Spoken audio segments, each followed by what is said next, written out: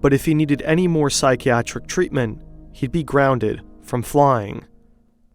But he continued with his training until he ran into a problem. While filling out a document required by the U.S. Federal Aviation Administration to fly at an Arizona-based, Lufthansa-operated flight school, he said that he had never been diagnosed with any mental disorders. This was a lie, and he got caught.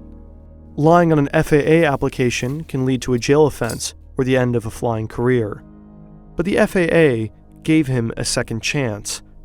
He admitted to depression and was accepted to go to Arizona.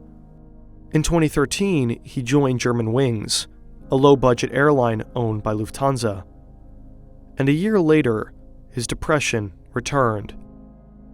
He thought he was going blind, visiting ophthalmologists and neurologists multiple times per week because he was seeing stars, halos, flashes of light, streaks, and flying insects. But the doctor's scans didn't find much.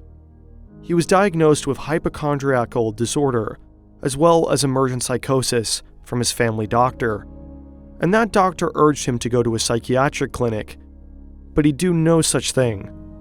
Instead, in January of 2015, he returned to the psychiatrist that had helped him in the first place. He received psychotherapy and went on heavy antidepressants while continuing to work and fly. From February to March, he received multiple sick notes from multiple doctors. He wasn't all right, and he wanted something to change.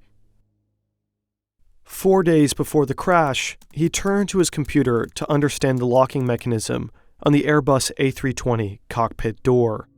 On his outbound flight from Dusseldorf to Barcelona, he tested the descent settings for a moment while Sondenheimer was outside the cockpit.